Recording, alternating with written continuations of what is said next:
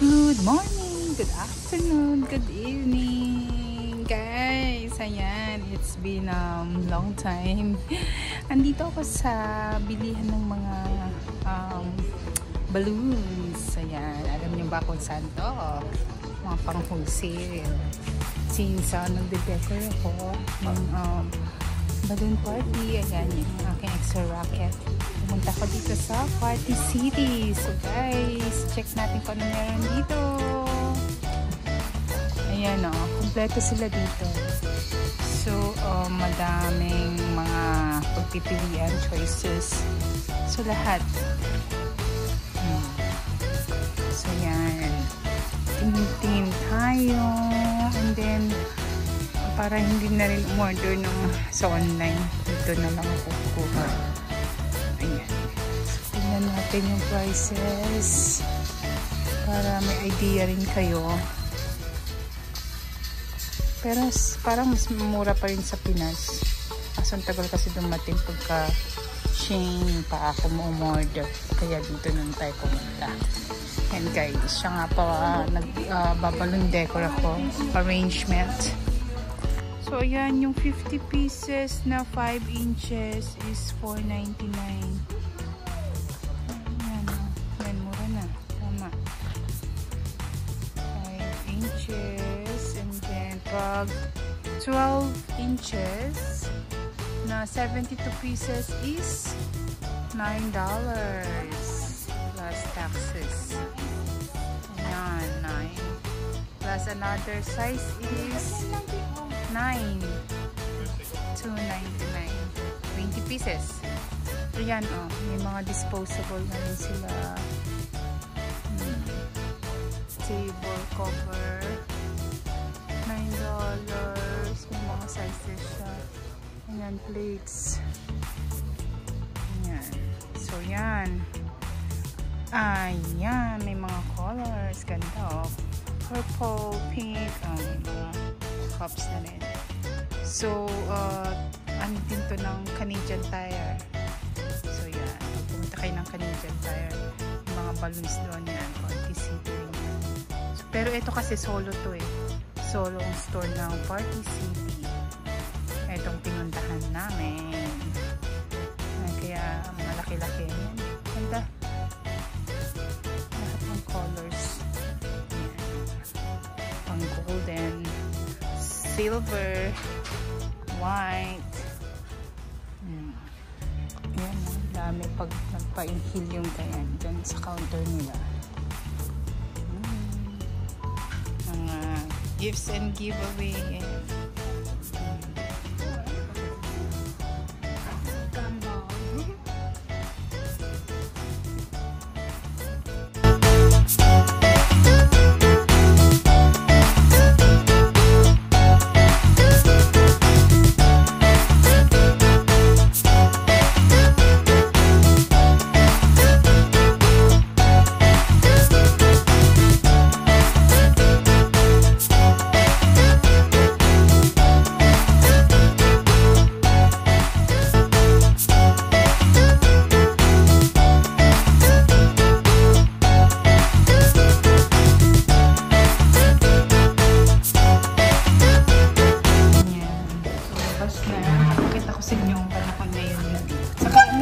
Edmonton, Canada. Ayan. So, talagang hopefully tapos na ang snow. Last na yung nung Friday. Nag-snow pa kasi nung Friday eh. So, parang wet snow lang din naman. Bato-bato kita na ang paligid. So, yan. Dito yan. Sa South Common. Ayan. 99th Street Northwest. So, try nyo pumunta dito. Katapat lang niya is may malaking Canadian Tire dun eh. Ayan, 13 degrees na pala ang weather na temperature dito. Kaya ayan. Grabe, parang isang araw pa lang na medyo ganito ang okay ng panahon. Sinusulit na talaga nila. Nagbabike, roller skate, taka-scooter na yung mga bata.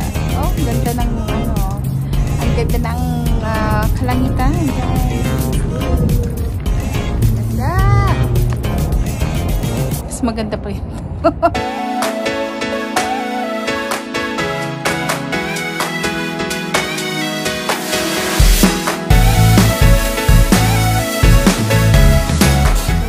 Galing na tayo ng Party City, dito tayo sa bahay, and magpapakarwas sana ako kasi since medyo madumi na ba?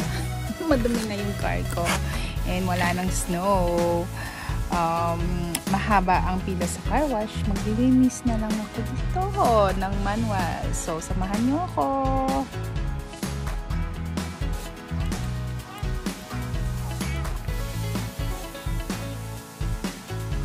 Ayan malinis na.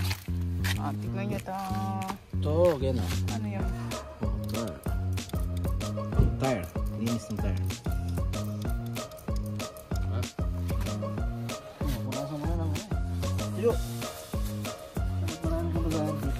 Malinis na. Kaso guys, ito may konting gas-gas. Kasi nung bagong-bago ko, ayan ayan guys, tapos na kami maglinis ng car. Hindi ko na napakita kasi nalobat ako kanina.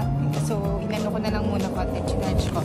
And naisip pa namin mag-walking kasi, ayan, kasi nga, ang ganda ng panahon. Samantalahin natin habang Sunday, bakasyon. And may pasok na naman bukas. Yan. Walking lang. Ito may shortcut daw dito. Sabi ng aking dilaga. Si Ate Rain. Ayan. Summer na siya. Oh, dito palang labasan. Okay. So yan, spring na nga. Wala nang snow. Kaya, tinan mo, may mga tumutubo na ba? Wala pa. Tingnan natin yung mga plants. So yan, tumutubo na sila. Mga 1 week more to be exact. Yan, green na yan lahat. Kala nyo parang patay na, no? Parang wala nang buhay yung ano. Daming mga nagwo-walking na talaga, diba? Sinasamantala na nila agad. Ito tayo. Ito yung first time namin ng mga first year. Puro snow yan. Lalakad pa lang kami. Shortcut. Yan. Walking. Walking like a dog. Afternoon. Actually, it's 7 p.m. 7 p.m. right? Past 7 na nga eh. Ayos. Merong sikat ng araw, past 8. Past 8? Nagsa-sunset dito. Tapos sa summer, mga 10:30 naman. Yan. So yun na nga, tomorrow is solar eclipse, April 8. Yun, magiging visible dito sa Canada. So may mga pasok naman ng mga bata. Tapos na-warningan na sila, nag-ano ng school ng memo na bawal lumabas kasi may mga outdoor activities sila pag mga break time 12 noon mangyayari yun hanggang it will last like 2 hours hanggang 2 p.m. So hindi sila allowed lumabas kasi talaga nag-iingat sila ma-damage or karoon ng any casualties sa mga bata under their supervision pag nasa school pa. So yun, kayo din po mag-iingat, and yun na nga, that's it for today. Mag-walking na muna kami, papasok kami dito sa grocery siguro, titingin kami ng konting makakain. So until next video na lang po ulit.